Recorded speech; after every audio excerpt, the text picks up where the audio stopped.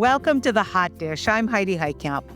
You know, and I'm Joel Heitkamp. It's our last episode of 2024. Later I'm going to be speaking with my pal, Chris Gibbs. So we've had Chris on the show before. He's a farmer from Ohio who isn't too happy with what is going to stand for farmers when it comes to all of these new tariffs. You know, it's interesting, Joel, because I found out yesterday that farmers are way optimistic, right? I mean, when you look at kind of the numbers, do they feel good about the next 4 years? And then you look at kind of where input prices have been and where commodity prices are, and you wonder, is it just politics that they're optimistic about, or is there a real reason why they're optimistic?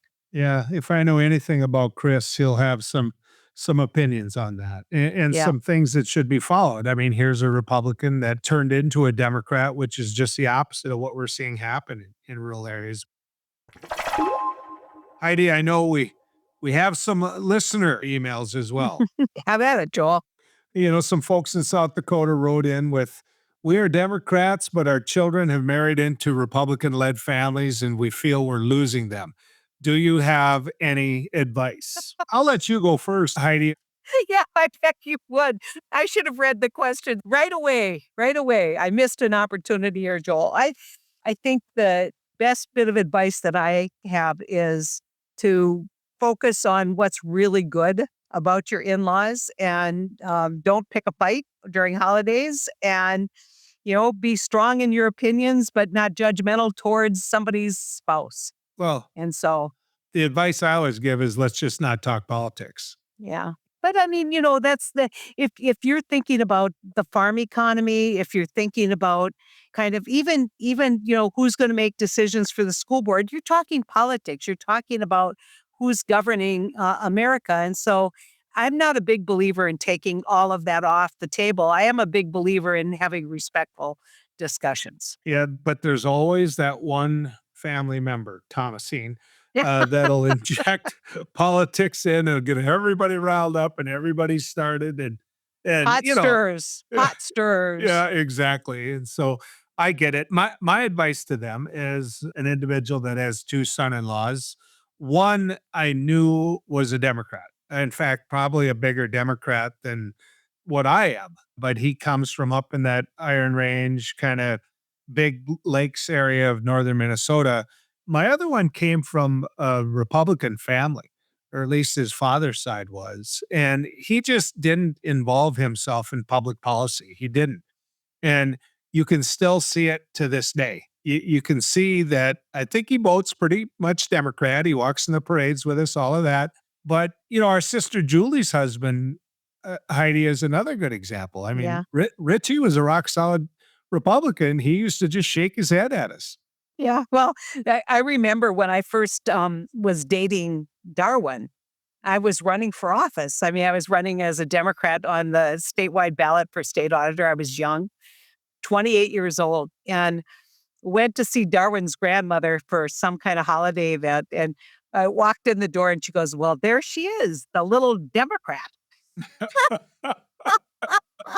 See, I would, if somebody called me little, I would have embraced that right off the Yeah, bat. the little Democrat. Yeah. But the irony is, I think Darwin's family is almost more liberal than ours. And so, it's a lot easier. Let's just admit it. It's a lot easier if you're all on the same team. It's kind of like what it's like when you're sitting in the garage as a Packers fan and watching the Vikings literally take on the Falcons. Not a good look anyway. And then your brother, your really mean brother, starts going, "Oh, how did the Packers do last week? How did they do on Thursday?" It's kind of like that, only maybe more serious. That's so beneath your brother, Dennis. I chewed him out for that. But it's a great question to ask because when they say that they feel like they're losing them, I can understand that because what's happened to me in the Trump era, Heidi, is I've actually lost friends over it. I really have. People that I'd pull into the VFW hall and have a beer with, and now I avoid because it just feels like you're constantly going to lose what was great about that friendship if you sit down and you hope that the era ends so that you're not constantly going back to a debate or an argument about it. So they might not be children, they might not be that close, but I can feel their pain. And quite honestly, I mean, we've worked pretty hard at being good losers, acknowledging that we We have lost. to be. Yeah. but people who want to rub it in your face. I had a very close family relative that when I lost the race for the Senate sent me an email saying you're fired. I mean, I'm like, I sent him back an email before I blocked him, or a text message, and said, what joy do you get out of that? I mean, it's pretty obvious. I get it, but what joy do you get? Yeah. I think that the old golden rule is exactly the one that you should always pursue, which is, treat people the way you would want to be treated. But I do have to say there are people who, Joel, you get the letters. I occasionally get the letters. A lot of people who just can't just be good winners. I mean, they've got to be mean, Yeah. and so that's always hard. That's not the majority, but you're right. I mean, you're right. And if I remember right about that relative, your baby brother dealt himself a hand too and gave him both barrels. And it wasn't your fault or my fault that God made him short, but he's still upset. I want to ask you a little bit because the whole great thing about what we do here in the hot dish is talk about the rural area. We Hmm. do what people in national media don't often do, and so there's no farm bill yet. Donald Trump has always been quite honest when he talks about what he's going to do at the job. He really has. My disagreement has been what he says he's going to do because he does it. When you look at the word tariff and tariff and tariff, I'm going to talk to Chris Gibbs about this a little bit later. I'm going to ask him about it. I mean, Heidi, farmers, maybe it's because we're old and we remember the 70s and the 80s and what that did to the farm economy, but they don't seem afraid of the word tariff at all, Heidi. Well, that's because the last time they got big checks and markets kind of came back when it was all over.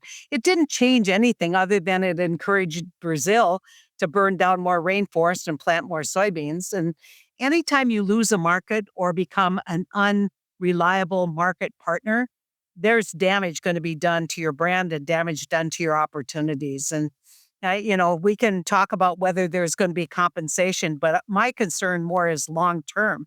And that the thing is, people say, well, he's going to tariff steel or tariff this or tariff that. And my point would be, but there's always a retaliation for that. And so you got to look at the double whammy plus, and people would say, well, now we can get a decent farm bill. Really?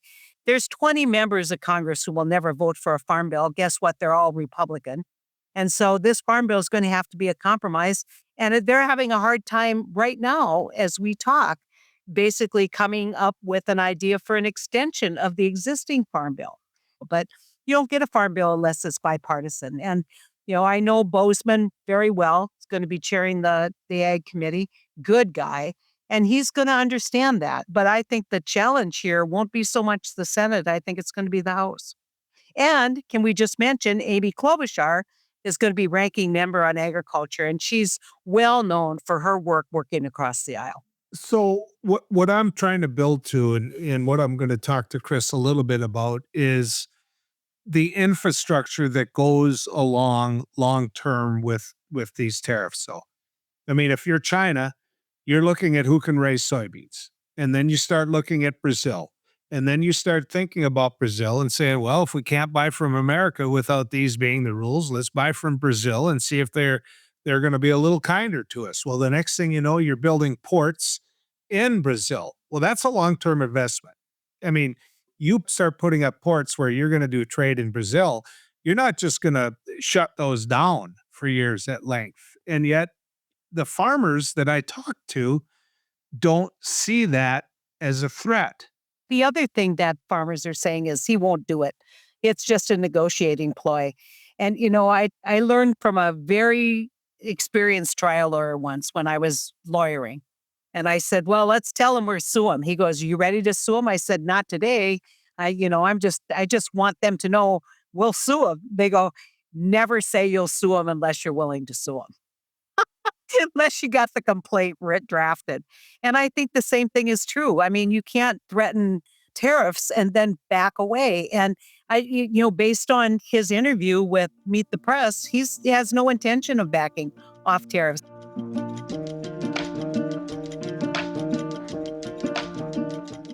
Well, obviously, I've been waiting for this, ladies and gentlemen. Chris Gibbs is somebody that I love talking to. I get a chance to talk to often and visit with. And you know what?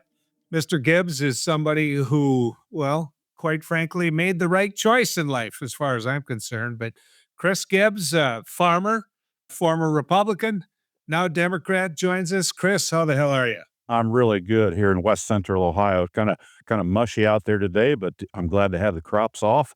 The cows are taken care of, and we're right here talking to you. Couldn't have it any better. I really appreciate it. It's always fun getting a chance to visit with you here on the Hot Dish. Chris, when you think about this last election, what first comes to your mind? You know, you have to divide this amongst what's happening on the national stage versus what I'm seeing here locally. You know, locally we had it was tough. It was tough here in Shelby County, Ruby Red, Western Ohio. 80% vote for Trump, 20% vote ish for Vice President Harris. Pretty tough slide. Nationally, pretty much the same way. At the end of the day, the party appears like it didn't communicate, it didn't resonate with the working class voter. I'm going to tell you something. I think it's much, much deeper than that. The talking heads, I guess, all at the national level are going for this working class voter. We got to do better at that and so forth. I think it's a lot deeper. Out here in Western Ohio, in these ruby red counties, the brand, the Democratic brand, has been so damaged that people don't only distrust Democrats, they loathe Democrats. It's just many times pure hate. So we've got that to overcome, and we've got a long way to go.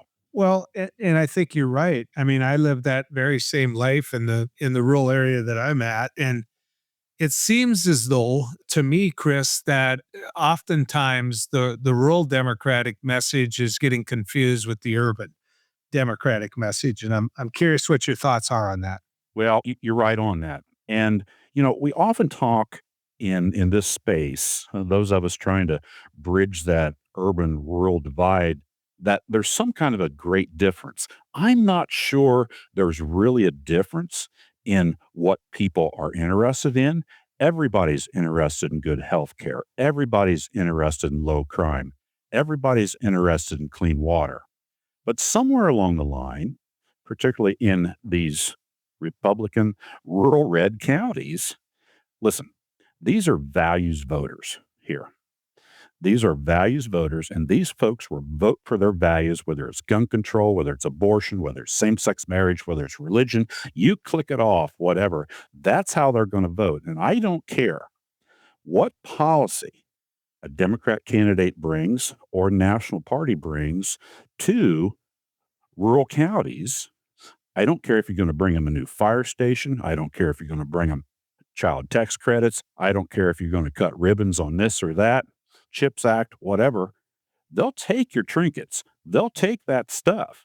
And they may even say thank you, but they still won't vote for you. And why is that? Because these are values voters at the core. And they believe, right or wrong, that over the last 2 decades, the Democrats have come after their values. They believe that the barbarians are at the door. And that's how we got Trump, is that they said, well, we're going to deflect that. We're going to have to hire our own barbarian to protect our own.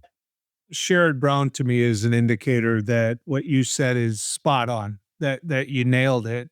But I have to ask you this, and I've been dying to get a chance to do it. How much of this has to do with the fact that Democrats have won on so many issues that matter? And I'm going to give you an example, Chris. In my old legislative district, when I was winning elections there, one of the things that I was working on was health insurance. I was working on paid workers' leave. I was working on, issues involving workers' comp, injured workers, and we won on those things. We got all those things. And now there isn't such a need for somebody to work on those things as much as there is in their mind to protect their guns and to fight gays. I mean, I'm curious what you think about that. Yeah, let's go back to Sherrod Brown. Sherrod Brown, I mean, what more in Ohio? What more better example do you need than a working class politician? He's just solid, frumpy, ruffled hair, get down, do the work politician, but still couldn't win.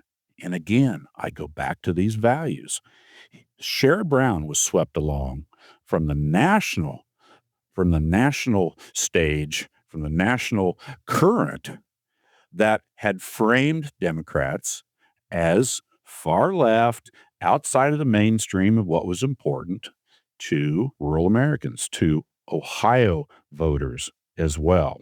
You lost Sherrod Brown, which means the nation lost Sherrod Brown. In large part, when you lose to Sherrod Brown, you got to wonder if it's because you already won the battles and it isn't something else like you've made reference to. I think there's a lot of battles left to do. I think healthcare needs help. We need to maintain the Affordable Care Act. That's going to be under threat under Trump and his administration. Let's talk about the CHIPS Act. The CHIPS Act is going to be under threat.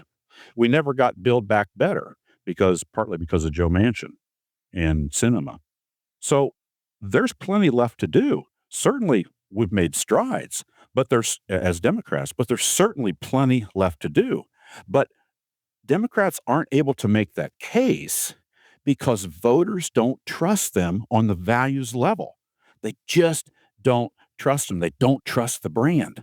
They don't trust the brand. So it's all about rebuilding the brand and demonstrating shared values. But in the end, Chris, while I don't disagree with you, in fact, I agree with you immensely. In the end, what role do you think eggs played in all of this? Well, if we're using eggs as a metaphor, of course, for the price of groceries and generally in general for the price of everything. And I thought hard about this because Democrats are really good. Even the White House was really good about talking about the stock market and 401ks and all of that kind of stuff. I'll tell you why that doesn't resonate. Number one, a 401k and the stock market, no matter if you're getting your 401k from the employer, whether you're a federal employee, whatever you're getting it, you can't liquidate that. You can't turn that into purchasing power at the grocery store or at the car lot or at the mechanic store or whatever. You can't do that. So at the end of the day, people are not going to worry about saving their democracy from Trump and his administration, saving our republic if their belly and their wallet doesn't meet their expectations, doesn't meet what they expect for themselves and their household and their family. And that's where the Democrats lost it, is that we didn't tell them why it was important at the kitchen table. We told them globally why it was important at a 35,000 foot level, that the economy is doing this and doing that. But I'll tell you what, unless you're taking dividends, which very few of us do, unless you're taking dividends out of your 401k, which you don't do, unless you're taking dividends from the stock market, which is rare for middle class folk, then a high price for a hamburger at McDonald's hits you hard in your daily paycheck. But Chris, when did farmers quit caring about tariffs? Farmers believe, and God love them, they believe that the tariffs won't happen. And if they do happen and hurt them, that they'll be compensated, because that's exactly what happened last time. They were compensated from Trump, from the taxpayer, from the Treasury, from the Commodity Credit Corporation. They were compensated. They don't believe that's going to hurt. And this is exactly what I said in the beginning. You can bring policy, or you can alert policy that we don't want to have, like tariffs and so forth, but they still won't vote for you because they don't believe at the end of the day, Democrats share their core values. And that is much bigger than this is why those of us in this space pull our hair out. Farmers and rural Americans appear to vote against their own economic interest. And it drives people nuts. You say, well, why do they do that? Why do they do that? They say, farmers think, well, I can handle my own economic interests, but what I'm not going to vote for is somebody that doesn't believe what I believe at a core level. Okay, so you pull up to Senex and you pull in there and you grab a cup of coffee and you're sitting down with the boys. And I'm the one that brought up tariffs, but things like tariffs cause places like China to go to Brazil and start building ports so that they can control shipping, actually own the ports. Does that ever come up at that Cynics? Is that something that people ever talk about and say, look, long term, long range, this is dangerous? It's talked about, but they disregard it. And many of us in this space, you can accuse me of this. I've warned farmers to the extent that they believe I'm being derogatory. But you know what? Mom told me, and she hollered at me, don't put your hand on a hot stove. And she didn't tell me that because she didn't like me. She did that because she loved me and cared about me. She didn't want me to get hurt. I tell farmers that listen, there's a ton of perils coming at you potentially, whether it's tariffs. And by the way, you're exactly right, Joel. We proved that we lost the soybean market. It went to Bolsonaro in Brazil, and President Z started buying soybeans there, and that has happened. So I'll tell you what I'm worried about. I'm worried about RFK Jr. This is one of the undertold stories, and this is what I've warned farmers about, is RFK Jr. is coming for your way of life, for your way to produce crops in this country. He's after glyphosate. He's after chemicals and pesticides that we have used since the 40s, 2,4-D, dicamba, et cetera, to increase our production to ensure that, you talked about it, Joel, the price of eggs continues to be low. And Yeah. Trump's RFK Jr., I swear to God, is going to come after these things. He's going to come after crop insurance. He's going to try to implement what's happening in Project 2025 in the ag space. There are tons of perils coming at farmers. And I warn them on a daily basis of this, just like my mom warned me, don't put your hand on a hot stove. But I'll tell you what, they may have to hear the sizzle. So, Chris, let me put you in this spot because clearly you recognize the problem. And it's going to end up coming down to the solution in rural America, quite frankly, in America, period. I'm going to appoint you to a job you don't want when you're out there feeding cattle. I'm going to appoint you chairman of the Democratic Party. If you were chair of the Democratic Party, what would you do?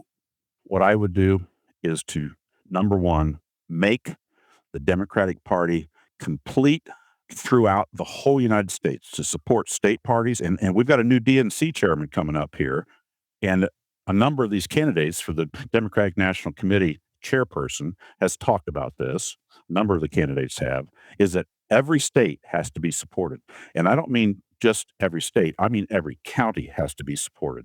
We need to rebuild these county parties in every of the 3,200 odd counties across the whole United States. We need to have a presence. We did this in Shelby County over the last 14 months since I've been chair, 15 months, is that we're ready now to put people on school boards. We need a farm team. You got to have a farm team. It's school boards, it's township trustees, it's all of that. You have to build that up from the bottom, from the one end, and the other end is just as important. We need messengers at the top of this party that have demonstrated values that are credible across the whole of the United States. And I'm going to say this, we'll get pushback. I'll get pushback, not just, we need these people not from the East Coast or the West Coast. They need to be in the middle.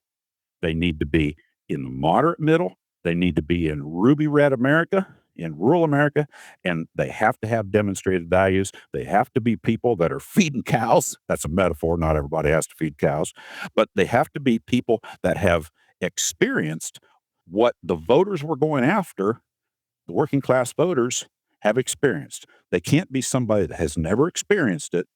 They have to have credibility. That's where I'd start, both ends. Credibility at the top with a messenger, because the policies that the Democratic Party has are solid, whether it's whether it's fair wages, whether it's clean water, whether it's health care, whether it's child tax credits for child care. All of those are great policies, but you've got to have a messenger that has the credibility of the flyover states. Chris, like you, man, I love where I live. It might be in ruby red. It got found out when you lost Sherrod Brown that you're more red than I had hoped Ohio would be. But I like where I live, just like you. And thank you, by the way, for coming on the Hot Dish, always being available to have these discussions, man.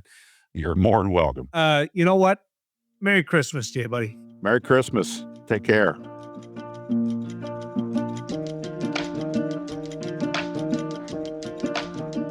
And so, Heidi, how foolish was it for Joe Biden to give a pardon to his son, Hunter? I did a number of interviews and they asked me, I just never thought it would happen. And I said, he will tarnish his legacy. But you got to remember, George Bush pardoned his son. And, we don't remember that George Bush did that until afterwards. But to me, okay, so let's admit this. I used to be a tax collector. I think what he did evading taxes was wrong. I think he should have been punished for it. It's not like that was a political prosecution. I think the gun thing in Rhode Island was pretty lame, but not the prosecution of tax evasion. You did say a number of episodes back that America loves its ex-presidents. And you're right about that. You look at George W. Bush, he didn't exactly go out on a high. Bill Clinton, I mean, we got the controversy that came there. And yet these men are loved now.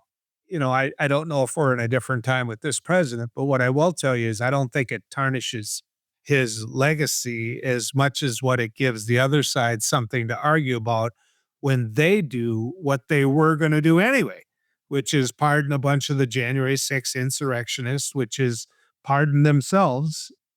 We're going to be talking about a lot of this stuff 6 months from now when some of his political appointments are stalled.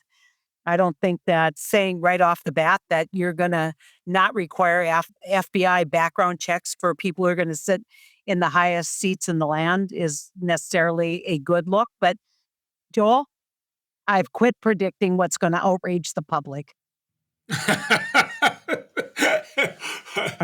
I think that's fair. Let me ask you something about your old colleagues. Yeah. Will they get these judges appointed? Will the Democrats get their work done? I think they already cut a deal and they know which direction they're going to go. And the answer is yeah. Not everyone, but they'll finish up strong in terms of judicial appointments. I just want to put this out there because, I think I'm helping you more than I'm hurting you by doing this. Are you ready?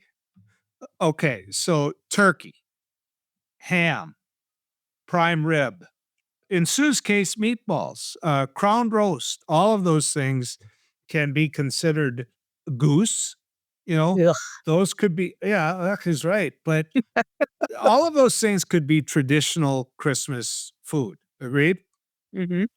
Not enchiladas. All I'm saying is not enchiladas. And for those of you that Joel, don't know, Joel, my see, sister... right away, insensitive to other people's palates and cuisines. Insensitive. I'm talking about the upper Midwest. And for those of you that don't know, that is my sister Heidi's go-to. The rest of the family loves them. They really do. But to me, that's Frosted Flakes Day. That's all I'm telling you. Well, we'll talk to you after Christmas, Joel. And when my family, my family is happy because they've had a much broader palette, food delivery to a broader palette. No, seriously. Like, do you think Sue will make me extra meatballs and send them to my house? Oh, she would. I know. She's so good. With the hamburger that I buy at Fairmont Lockers, which was by beef raised locally, which is by, I have no doubt, to our great South Dakota text messenger that sent in, raised by a Republican rancher. So don't worry about it if he's your son-in-law, because they still raise good beef. There you go. Well, listen, wishing everyone absolutely the merriest of Christmas. Very happy holiday, very wonderful new year. We're going to be back here at the Hot Dish in the beginning of the new year, talking about what the new administration is going to do for rural America, what rural America is talking about, and maybe even talking to Joel about whether he's starting to figure out if he can get prevent plant on his pumpkin patch. Hey, I yielded pretty doggone well. You saw some of the pictures. Remember, you can send your email to podcast@onecountryproject.org. That's podcast@onecountryproject.org. Here's the thing. I too want to wish everybody a Merry Christmas and a Happy New Year. Obviously, this is our last one of the year. And all joking aside, Merry Christmas to you too. Yeah, take care, Joel. We'll see you in the new year. You bet. We'll be back on January 8th, and that's in 3 weeks with more hot dish comfort food for Middle America. Have a great holiday season and a great new year.